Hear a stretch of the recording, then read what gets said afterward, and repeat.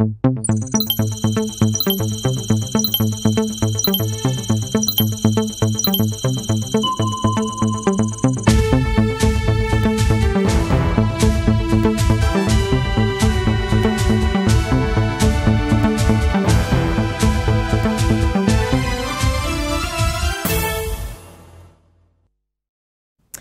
nouveau dans le gouvernement, le ministre de la Défense, Chérif Sy, a été démis de ses fonctions. Celui de la Sécurité également. Cela est intervenu aujourd'hui lors du premier conseil des ministres qui a suivi la dernière adresse à la nation du président du Faso. C'était dimanche. Roch Kaboré indiquait qu'il adapterait donc la stratégie de lutte contre le terrorisme au contexte actuel. Le forum Génération Égalité a ouvert ses portes ce 30 juin. Le Burkina participe à ce cadre d'échange de 72 heures. Toutes les régions y prennent part également. Cérémonie d'ouverture nationale avant celle de Paris dans ce journal. Et puis le 27 juin dernier, journée mondiale des micro, petites et moyennes entreprises. Célébration sur toute une semaine au Burkina avec plusieurs activités prévues par le comité d'organisation. Bonsoir à tous et bienvenue dans ce journal. Je vous le disais donc en titre, le ministre de la Défense, Chérif Sy, et celui de la Sécurité exclu de l'équipe gouvernementale. C'est le Conseil des ministres du jour qui a annoncé ses départs. Le président du Faso lui-même conduira désormais le département de la Défense en collaboration avec un ministre délégué au ministère de la Sécurité. Maxime Koné vient en remplacement de Ousseini Compaoré. Ce remaniement intervient dans un contexte sécuritaire délicat qui a suscité de la révolte au sein des OSC et de l'opposition qui, malgré tout, va se mobiliser les 3 et 4 juillet prochains. Tous les détails du remaniement ministériel avec Adam Khaled Ouedraogo.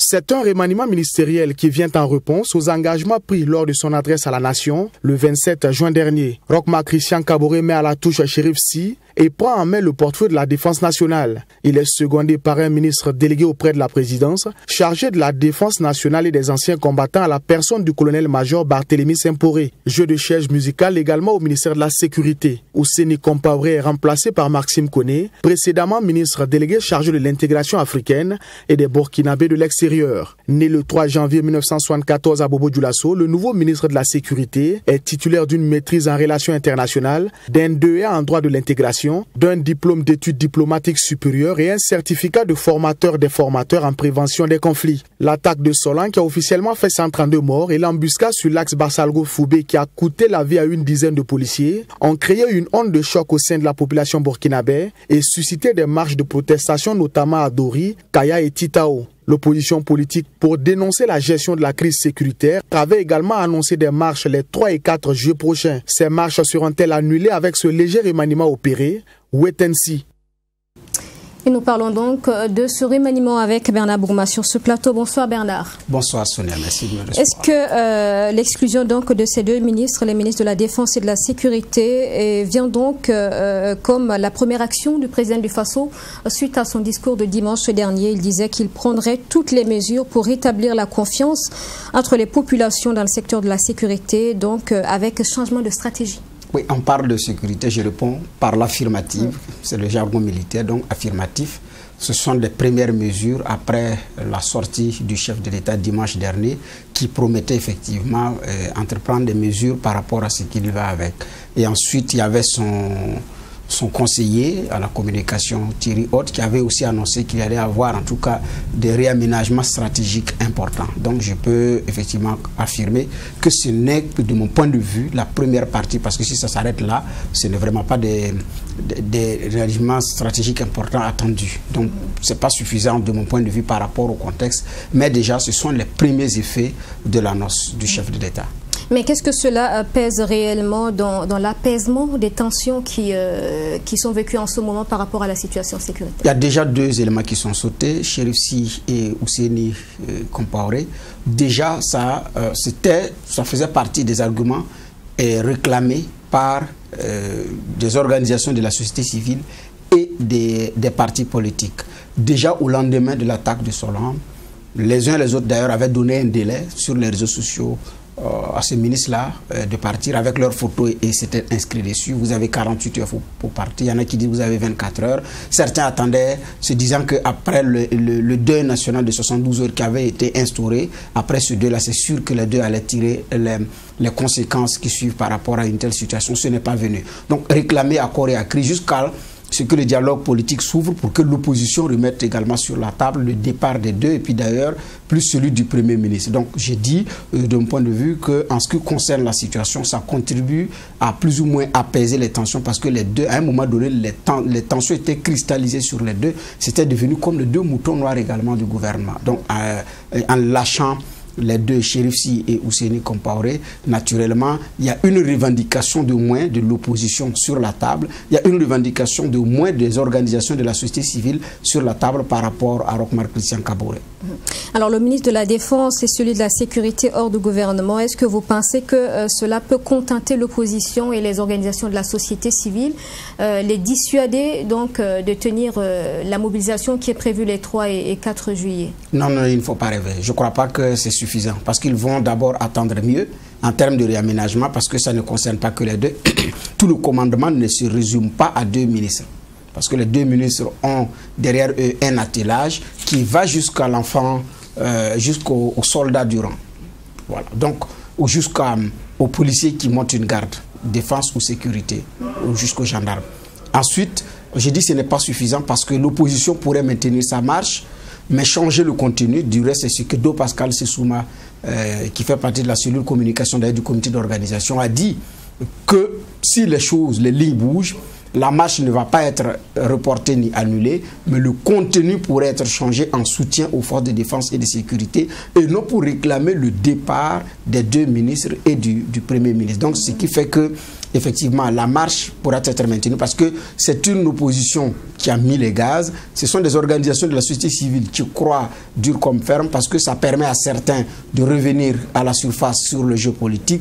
Ça permet effectivement au chef de file de l'opposition, Edi Komboego, également de prouver qu'il a de quoi mobiliser. Donc je pense aussi que ce n'est pas suffisant pour que l'opposition recule. Même s'il y avait un grand chamboulement, la marche pourrait être peut-être changée de contenu comme ils l'ont dit, mais au niveau où l'opposition est arrivée, je ne crois pas que l'opposition politique burkinabé va reculer.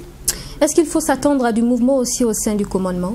Possible. Oui. Oui, déjà, ça commence par le départ des ministres. Naturellement, il faut s'attendre déjà à un réaménagement probable ou pas au niveau des 2 cabinets, parce que chacun avait son cabinet, ses hommes de confiance. Donc déjà, il faut s'attendre à ce qu'il y ait un réaménagement au niveau de, comme on appelle ça, du cabinet, au niveau du ministère de la Sécurité. L'actuel directeur du cabinet, par exemple, M. Wango, est là sous Simon Compaoré. Il est resté jusqu'à présent, en plus d'autres cadres. Est-ce qu'ils vont être maintenus en poste ou pas? Je ne sais pas. Au niveau de la défense nationale, quand M. Sy est arrivé, il a aussi opéré des changements. Donc, naturellement, en fonction de la nouvelle vision et du résultat recherché, peut-être que les hommes pourraient être changés. Maintenant, le commandement de façon générale, ce sont les différents états-majors. Hein.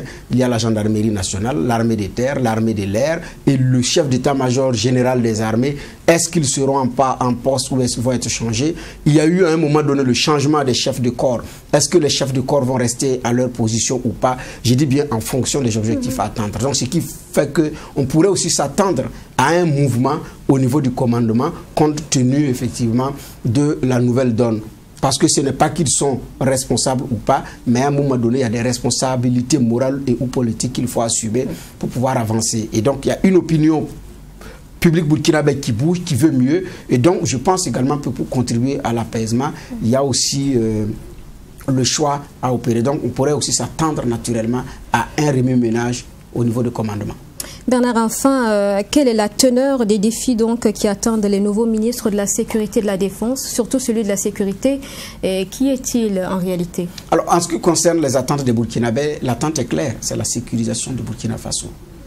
Donc, ils savent, ceux qui ont été appelés, que les Burkinabés n'attendent qu'une seule chose, avoir de la tranquillité, avoir de la paix chez eux, pour vaquer tranquillement à leurs occupations. C'est la seule mission qui est demandée. Comment, par quels moyens, quels hommes ils vont utiliser, ça c'est maintenant leur boulot. Donc, ce qui est attendu, c'est au résultat. Donc, Roch-Marc Christian Kaboré qui prend la défense nationale, mais qui est un ministre délégué, qui avait déjà été nommé au poste du Centre national, comme on appelle ça, d'études stratégiques et en défense et sécurité, qui avait été attaché en défense au niveau de Washington, donc à l'ambassade du Burkina Faso aux États-Unis, mais qui a aussi pris part activement aux travaux de réécriture de la politique nationale de sécurité, qui est venue après les travaux du Forum national des États généraux sur la sécurité qui avait déjà eu lieu. Donc c'est quelqu'un qui connaît un certain nombre de dossiers, qui avait déjà à sa charge de réécrire la restructuration aussi de l'armée burkinabé, c'est de ce que le chef de l'État a demandé. Donc c'est ce colonel-major là qui prend les rênes au niveau de la défense. Pratiquement, ça va être l'homme de main du chef de l'État, parce qu'il n'aura pas assez de temps pour gérer ces questions-là. Parce que Roch, en même temps, trouve l'astuce pour faire entrer un militaire, et même s'il est toujours là parce qu'il ne voulait pas de militaire dans le gouvernement, comme il a dit, là c'est une petite porte d'entrée. Mais maintenant, par rapport à Maxime Koné, en plus de son profil académique que Adam Khaled a donné dans l'élément qui vient de passer, il a été député à l'Assemblée nationale dans la première législature, donc quand le MPP est arrivé au pouvoir. Ensuite, il a rébelloté cette année, avant d'être nommé auprès du ministre Alpha Bari, comme chargé des Burkinabés de l'extérieur, donc de la diaspora. Et c'est lui qui vient maintenant encore également comme le ministre de la Sécurité. Naturellement, c'est un civil, donc formé au management, formé aussi à la gestion des conflits, mais qui hérite également d'un ministère à problème entre griffes, à cause des conflits aussi de corps, gendarmerie, police, qu'il faut d'abord travailler à régler, mais aussi assurer le management, parce qu'il y a beaucoup aussi qui attendaient forcément, il ne faut pas concevoir la face, il y en a qui attendaient un militaire, en tout cas un homme de tenue, voilà, pour dire un homme de tenue à ce poste-là. C'est un civil qui est arrivé, naturellement, il va être jugé au résultat, par rapport à sa capacité de savoir mettre l'homme qu'il faut à la place qu'il faut, savoir exiger et obtenir un résultat pour sécuriser les Burkinabés. Donc c'est un jeune qui vient à ce niveau de responsabilité et sur qui les Burkinabés comptent beaucoup. Merci beaucoup Bernard d'être passé sur ce plateau. C'est moi qui dis merci. Et concernant toujours la situation sécuritaire qui suscite beaucoup de tensions, le parti au pouvoir invite ses militants à ne pas participer à la marche annoncée par l'opposition et les organisations de la société civile les 3 et 4 juillet prochains.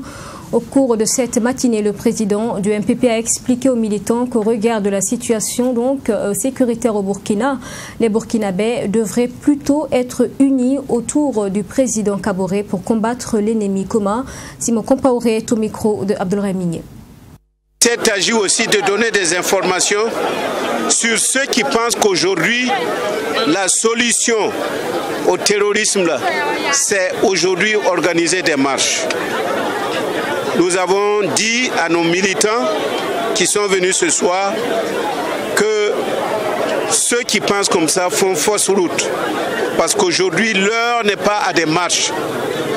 L'heure est à l'unité, à la réflexion, à la mise en commun de tout ce qui peut apporter un soutien décisif pour nos forces qui sont sur le terrain. Et donc, nous leur avons bien sûr demandé de se démarquer de ce genre de pratiques-là, de ces marches-là, qui ne rentrent pas dans notre schéma et qui n'est pas de nature à renforcer le front de guerre, parce que nous sommes en guerre. Et quand on est en guerre, on adopte des attitudes qui sied à la guerre. Donc, c'est requinquer nos militants, montrer que nous avons conquis le pouvoir de la manière la plus transparente et nous voulons continuer à gérer et à poser des actes et des actes positifs pour impacter de façon décisive la vie des citoyens des villes et des campagnes. Voilà ce que nous avons dit ce soir. Autre actualité, ouverture aujourd'hui 30 juin du Forum Génération Égalité Paris 2021. En prélude à cette ouverture officielle, donc, le Burkina a aussi lancé ses activités depuis Ouagadougou, car faisant partie de l'une des 6 coalitions d'action de ce rassemblement mondial, toutes les régions du pays y participent grâce à un système de synchronisation numérique. Reportage de Fatima Tanikiema et de Baraki Sarabdo. Nous sommes la génération égalité. Le forum Génération Égalité a ouvert ses portes ce mercredi 30 juin 2021 à Paris, mais aussi à Ouagadougou. Ce forum marque la célébration des 25 ans de la déclaration et du programme d'action de Beijing qui mettait l'accent sur l'importance de l'égalité des sexes dans le processus de développement. Ce forum offre donc l'opportunité aux pays participants de faire le bilan. La tenue du forum Génération Égalité nous offre une occasion de faire une analyse critique de nos acquis, mais aussi et surtout de nos faiblesses, afin de définir ensemble les stratégies endogènes et les actions idoines pour combler le gap, surtout dans le secteur des droits et santé sexuelle et reproductive des femmes et des filles. C'est pourquoi je me dois d'inviter tous les participants à suivre les différentes présentations au cours des panels couvrant plusieurs thématiques durant les 3 jours à venir, sachant qu'un des principaux enjeux de ce forum sera l'élaboration des recommandations et la mise en œuvre d'actions permettant d'améliorer les droits des femmes et des jeunes filles en santé sexuelle et de reproduction. Parvenir donc à des résultats concrets en matière d'égalité entre les femmes et les hommes au cours de la décennie 2020-2030, c'est tout l'enjeu de ce rassemblement mondial. Et pour atteindre cet objectif, des coalitions d'action regroupant des États, la société civile et le secteur privé se sont engagés. Des thématiques diverses seront abordées par 6 coalitions d'action, à savoir la coalition d'action sur les violences basées sur le genre, la coalition d'action pour la justice et les droits économiques, la coalition d'action droit à disposer de son corps et les droits et santé sexuelle et reproductifs, la coalition d'action sur l'action féministe pour la justice climatique, la coalition d'action sur la technologie et l'innovation de l'égalité des genres, la coalition sur les mouvements et le leadership féministe pour l'égalité. Durant les 3 jours de travaux, ces 6 coalitions animeront des panels qui leur permettront d'élaborer des programmes de mesures concrètes pour atteindre le résultat recherché, qui est l'égalité entre femmes et hommes d'ici à 2030. Le Burkina Faso, la France, l'Argentine, le Danemark, la Macédoine du Nord et 12 autres organisations internationales sont les leaders de la coalition d'action droit à disposer de son corps et les droits et santé sexuelle et reproductif. Le Burkina Faso tient d'ailleurs son panel ce 1er juillet 2021 sur le thème partage d'expériences en droit et santé sexuelle et reproductif. Le Premier ministre Christophe Dabiré a lancé le 26 juin dernier des concertations communales à Waiguia. Ces rencontres prévues sur toute l'étendue du territoire visent à recenser les problèmes de réconciliation nationale. Elles permettront aussi à tous les citoyens de participer à la mise en place de la stratégie de cette réconciliation. Sanata Kwanda et Abdoulaye Migné. C'est le Premier ministre Christophe Dabiré qui a donné le ton pour les concertations communales dans le cadre de la réconciliation nationale. Ces rencontres constituent une étape importante dans ce processus et vont se tenir dans toutes les communes du Burkina Faso. Elles vont servir à identifier tous les problèmes de réconciliation à travers le pays, mais aussi de favoriser la participation de tous à la mise en place de la stratégie nationale de réconciliation. Par plusieurs canaux, les Burkinabés ont souhaité faire entendre leur voix dans le processus de réconciliation. Désormais, avec ces concertations communales, le peuple a la parole. Cette prise en compte permettra d'enrichir la stratégie nationale de réconciliation et les stratégies qui l'accompagnent et qui sont en rédaction. Je me réjouis. Au cours de cette rencontre de lancement des concertations communales, Christophe Dabiré a réaffirmé la volonté de son gouvernement à faire la lumière sur tous les crimes commis avant d'aller à la réconciliation. Les Burkinabés veulent savoir ce qui s'est passé avant de pardonner. Il est du devoir de mon gouvernement d'étancher cette soif par une saine reconstitution des faits si tel est le souhait des victimes. Quant à la justice, elle est le pilier de l'état de droit auquel nous sommes tous attachés. Si en fonction de la nature des problèmes, certains mécanismes non modernes pourront être mis à profit pour solutionner des conflits appelant à la réconciliation nationale, je tiens à réaffirmer ici que mon gouvernement respectera scrupuleusement l'indépendance de la justice dans le traitement de tous les dossiers qui lui ont été déjà soumis ou qui viendraient à lui être soumis. Pour l'implication des mécanismes modernes dans la résolution des conflits, le chef du gouvernement a invité les autorités traditionnelles à apporter leur contribution pour atteindre l'objectif d'un Burkina Faso réconcilié et apaisé. Les solutions et formules de réconciliation sont multiples. Notre histoire et notre culture regorgent de trésors de solutions pour aplanir les conflits et obtenir une réconciliation sincère. C'est pour cela que je sollicite l'implication forte des responsables coutumiers et religieux. J'attends d'eux, là où il le faut, qu'ils nous montrent la voie à suivre pour panser nos plaies, nous pardonner, nous réconcilier et réapprendre à vivre ensemble. Le Premier ministre s'est réjoui de la tenue des rencontres préparatoires avec les autorités décentralisées et déconcentrées organisées par le ministre en charge de la réconciliation. Selon lui, ces rencontres permettront d'accélérer le processus vers le forum qui va permettre de valider la stratégie nationale de la réconciliation et adopter une feuille de route pour sa mise en œuvre. Chaque 27 juin, c'est célébré donc dans le monde la journée des micro, petites et moyennes entreprises. L'édition 2021 au Burkina, qui a débuté le 26 juin dernier, se tient sur une semaine. Une batterie d'activités a été engagée par un comité d'organisation nationale. Baraki Sarabdo et Fatima Tanikema étaient à la cérémonie officielle d'ouverture ce 23 juin. Détail dans ce reportage. Le financement de l'État à hauteur de 400 millions.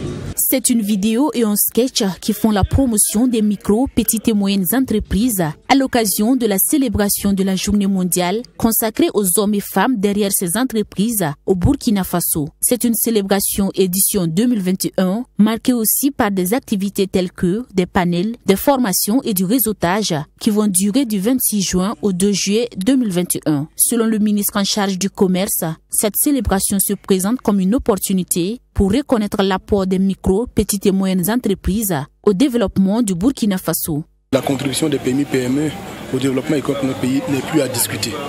D'autant plus que 80%, voire 90% de nos entreprises sont des PMI-PME.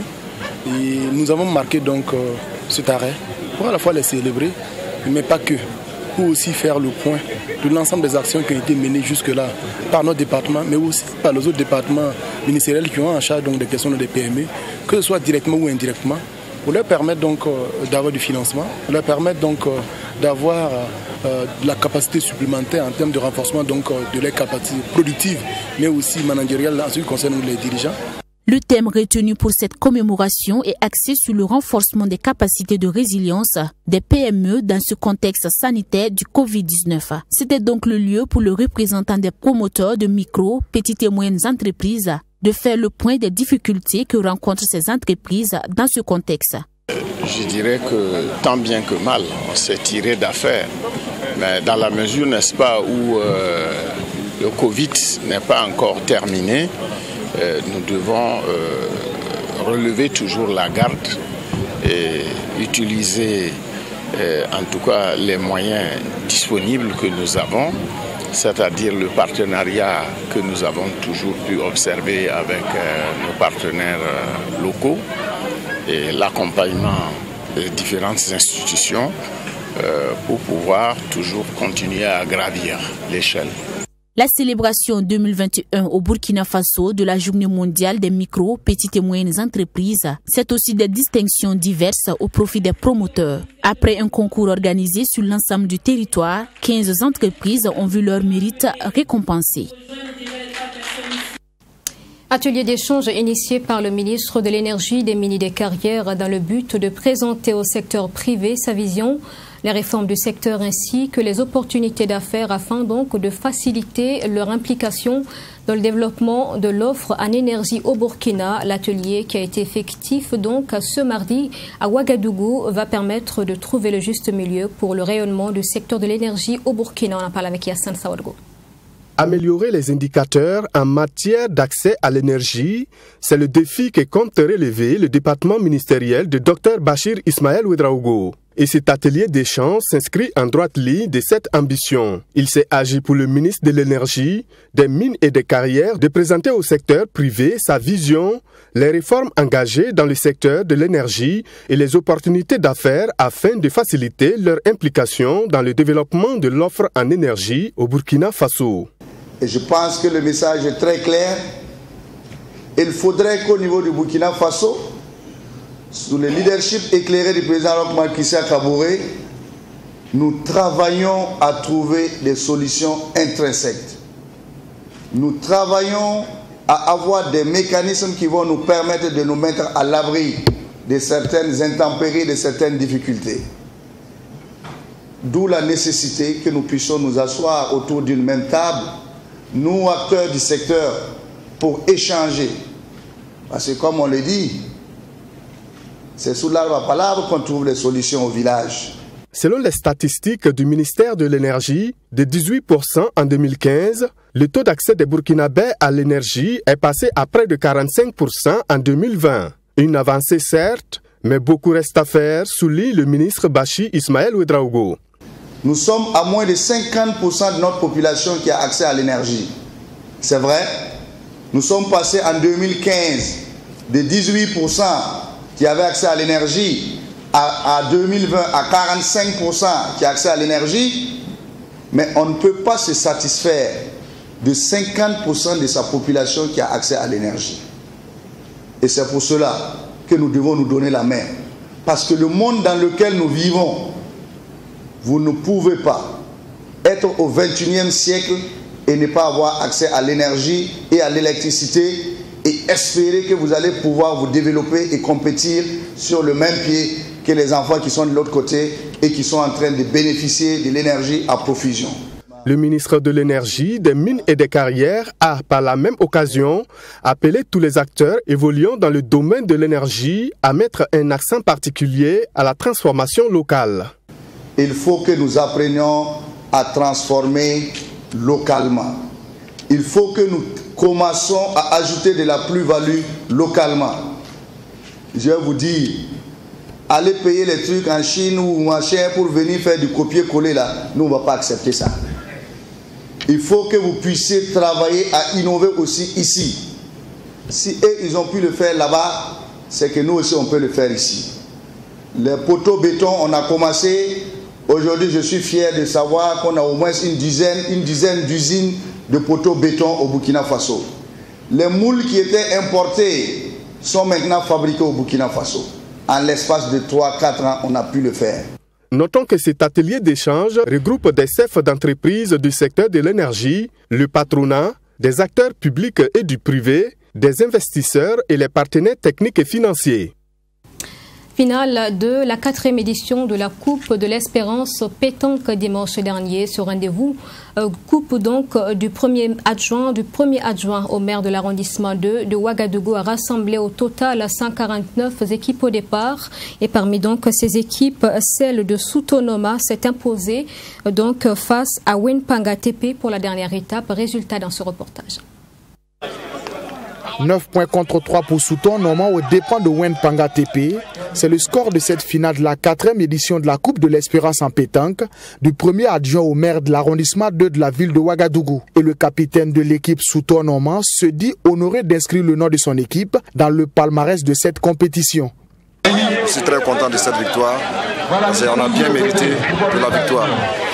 Voilà, moi et mes partenaires, on a bien mérité pour la victoire. C'est un adversaire de taille. Pour le promoteur, cette 4e édition de la Coupe de l'Espérance a été à la hauteur des attentes en dépit des difficultés organisationnelles. L'enseignement que je tire sur la 4e édition, elle est positive. Pourquoi je dis ça? À chaque année, le nombre d'équipes s'ajoute. L'année dernière, on était à 130 et 127 et cette année, nous sommes à 149 équipes. Vous voyez qu'il n'y a plus de... Il n'y a rien de cela, uniquement que de la satisfaction. Cette 4e édition a connu l'accompagnement du président du conseil régional du centre, qui a été par ailleurs le co-parrain de cette finale. Nous avons vu en tout cas un jeu très passionnant, très enlevé, avec des joueurs de poigne. Et c'est pour moi une satisfaction d'avoir été co-parrain avec M. Ulboudo, le coordinateur des cantines scolaires, qui est également aussi coparrain. Et c'est une satisfaction pour moi.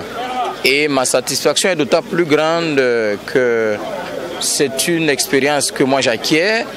Je l'ai informé au cours du jeu que le conseil régional du centre, cette année, plutôt que d'organiser une coupe de football, nous allons embarquer pour une coupe de pétanque. Et en attendant, je crois que nous allons maintenir les primes du premier et du deuxième au minimum comme nous le faisions pour le football. Rappelons que 149 clubs ont pris part à cette compétition et le vainqueur de cette 4e édition sous tournoi a reçu en plus du trophée une enveloppe financière. Quant à Wenpanga TP, finaliste malheureux, il repart avec une enveloppe financière. Les images de Béranger Zambelongo commentées par Adams Khaled Ouedraogo. Et sportivement, nous refermons ce journal. Merci de l'avoir suivi. Je vous souhaite une excellente suite à notre compagnie. Bonsoir et à demain à 20h.